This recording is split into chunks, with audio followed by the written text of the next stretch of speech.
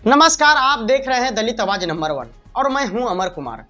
हरियाणा के भिवानी जिले से आई एक दर्दनाक खबर ने पूरे देश को ही हिला दिया है। दलित बेटी मनीषा की हत्या के बाद सदन से लेकर सड़क तक आक्रोश देखने को मिल रहा है। आज संसद भवन के बाहर असदुद्दीन ओवैसी और भीम आर्मी प्रमुख चंद्रशेखर आजाद ने जोरदार प्रदर्शन किया। उनका कहना है कि यह एक सिर्फ हत्या नहीं बल्कि दलित समाज पर लगातार हो रहे अत्याचारों की कड़ी है। भिवानी की बेटी मनीषा, जिनकी हत्या ने दलित समाज का जख्म और गहरा कर दिया। परिवार का आरोप है कि इस हत्या के पीछे ऊंची जातियों के दबंग शामिल हैं, लेकिन पुलिस की कार्रवाई पर सवाल उठ रहा है। क्या दलित परिवार को न्याय मिलेगा या एक बार फिर केस को दबाने की कोशिश होगी? इस पूरे मामले में AIMIM चीफ असदुद्दीन ओवैसी और भीम आर्मी चीफ चंद्रशेखर आजाद ने सरकार को घेरा। उनका साफ कहना है, दलित और मुस्लिम समाज को मिलकर अपने हक की लड़ाई लड़नी होगी। जब तक दलित, पिछड़े और मुस्लिम मिलकर न्याय के खिलाफ आवाज नहीं उठाएंगे, तब तक ऐसी बेटियों की लाशें उठती रहेगी।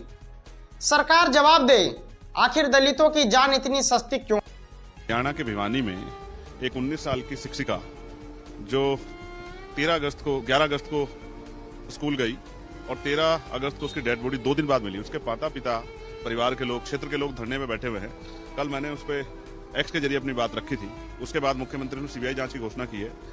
मैं ये समझता हूं कि लंबे समय से उस मामले को टाला गया और बेटियों को न्याय देने में जो हरियाणा सरकार है वो बहुत पीछे रह रही। कई अधिकारियों को हटाया गया, तमाम तरह की बातें की गई, आंदोलन हो रहे हैं, कैंडल मार्च हो रहे हैं, लेकिन सरकार सो रही।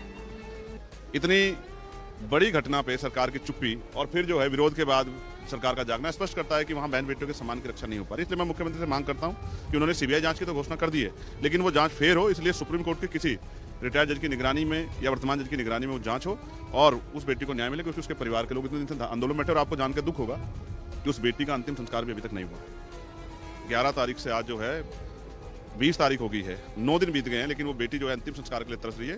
और फोर्स लगा के जो है पुलिस की लापरवाही से, एडमिनिस्ट्रेशन की लापरवाही, सरकार की लापरवाही से आज उस बेटी को अंतिम संस्कार भी नसीब नहीं हो रहा है। इसका जवाब जो है हरियाणा सरकार को देना चाहिए। यह मनीषा की हत्या नहीं बल्कि संविधान की हत्या है। दलित समाज का खून सड़कों पर बह रहा है और सत्ता सिर्फ मौन है।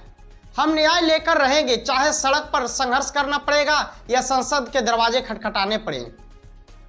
भिवानी का यह मामला अकेला नहीं है।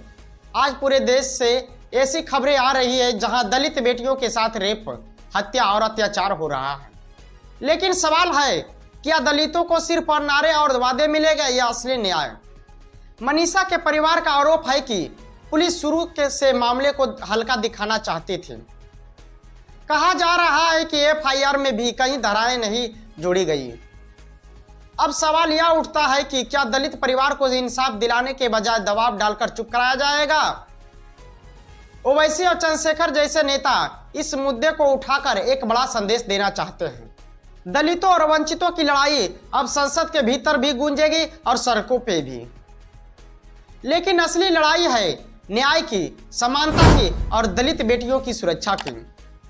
देखना होगा कि सरकार और सिस्टम मनीषा केस में क्या कदम उठाते हैं। दलित आवाज नंबर 1 पर हमारी नजर इस मुद्दे पर बनी रहेगी। मैं हूं अमर कुमार, देखते रहिए दलित आवाज नंबर 1।